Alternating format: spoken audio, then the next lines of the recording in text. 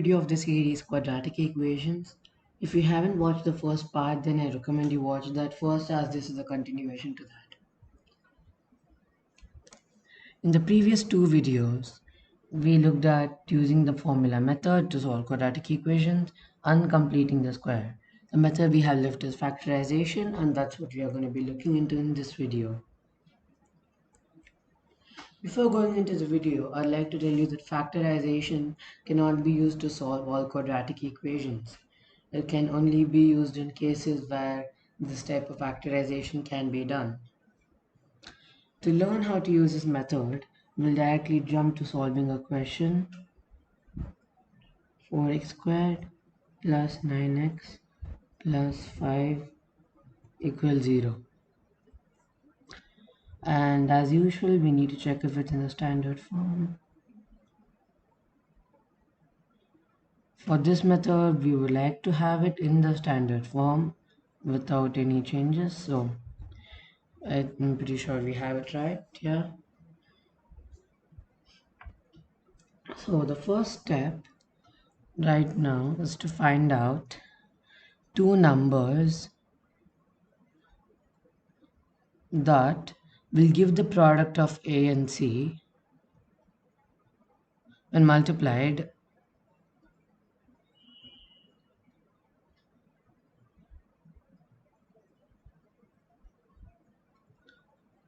and adds up to C, adds up to B, I mean.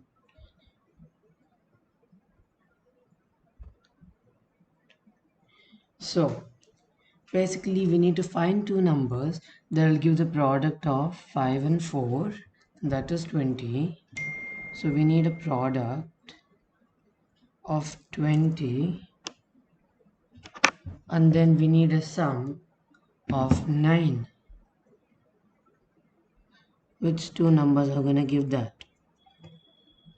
In this case, it's easy to find that out. It's just going to be 5 and 4.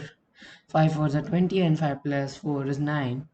So this actually, we have done this to split 9x into two different parts. That is 5x and 4x. So we're going to do 4x squared plus 4x plus 5x plus 5 equals 0.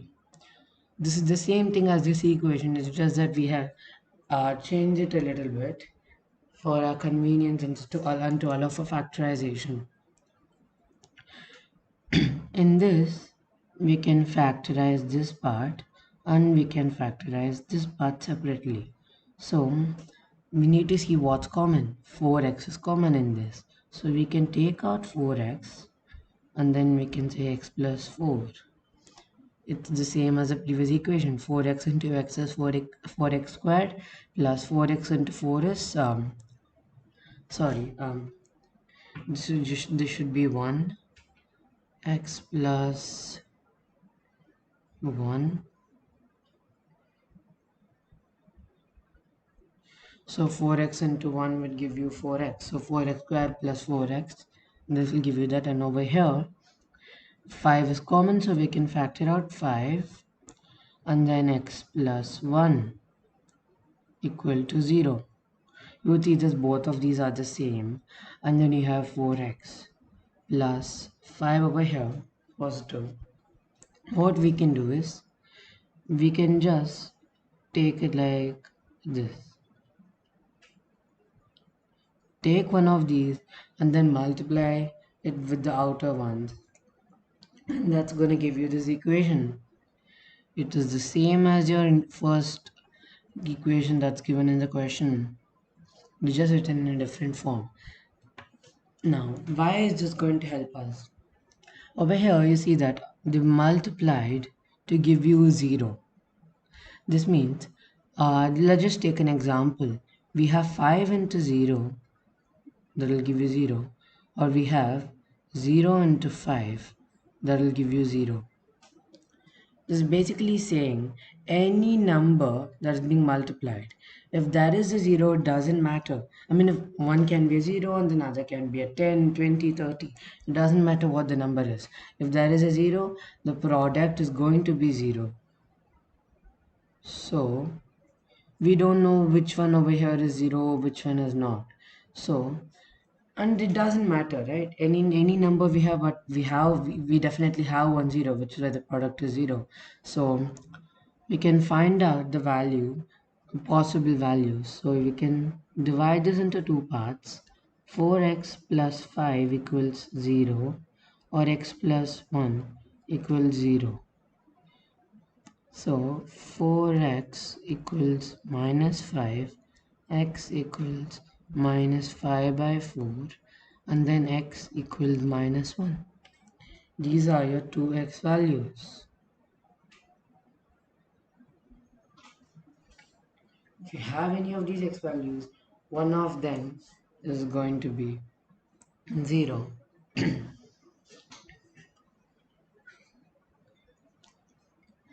Now let's look at another question.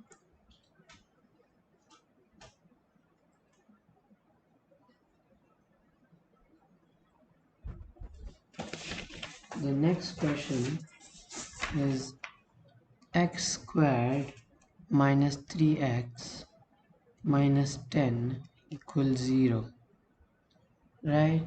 That is the equation. So this is also already in standard form. So we can directly get to solving. We need to find two numbers that will give the product. Here two things, right? Product and sum. Give you the product minus 10. Over here we have 1. So 1 into minus 10 minus 10. And then a sum of minus 3. In most cases, it's really easy to just roughly find out, just guess and find the two numbers which will give you this. But if you're not able to do it, then you can just use simultaneous equations to solve the questions if you know how to do that. So you just need to say x into y equals minus 10 and x plus y equals minus 3. If you have these two, you can find out the x and y values if you're not able to do it mentally. There is one way. So over here, I know the number. The numbers are going to be minus 3. No, the numbers are going to be minus 5 and 2. Yeah, minus 5 and 2. So we will write this equation as, rewrite it to x square minus 5x plus 2x minus 10 equals 0. This is essentially the same because minus 5x plus 2x is minus 3x, right? So we can factor out x over here. It is the same as the previous one. These two are factorable, and then again over here this is factorable.